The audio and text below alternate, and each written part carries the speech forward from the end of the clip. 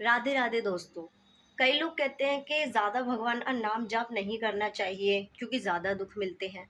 क्यों भाई, ऐसा किसने कहा है तुम्हें कि ज़्यादा भगवान का जाप करने से ज़्यादा दुख मिलते हैं? जैसे आप स्कूल में एक क्लास आगे आगे बढ़ते बढ़ते आप हाई क्लास पे पहुंच जाते हैं, फिर आगे और पढ़ाई करते हैं अच्छी शिक्षा पाने के लिए, वैसे ही भगवान को पाने के लिए, कृष्ण जी को पाने के लिए आपको भक्ति निरंतर करनी चाहिए। और वो कहते हैं ना कि कृष्ण कृपा हो तभी कृष्ण का नाम ले सकोगे।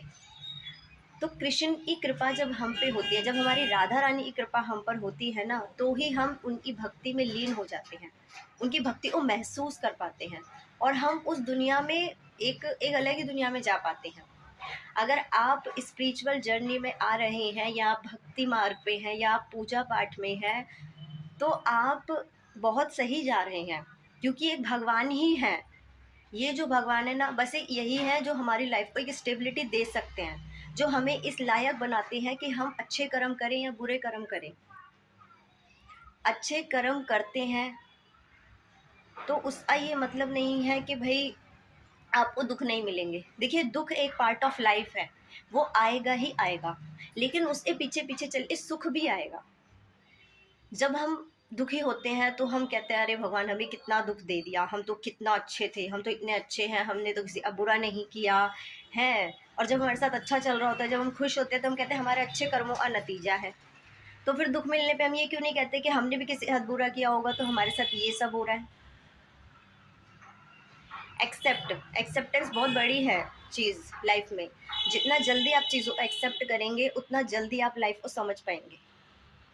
तो स्पिरिचुअल जर्नी किसी के लिए भी हार्मफुल नहीं है। स्पिरिचुअल जर्नी में रहना बहुत बड़ी बात है।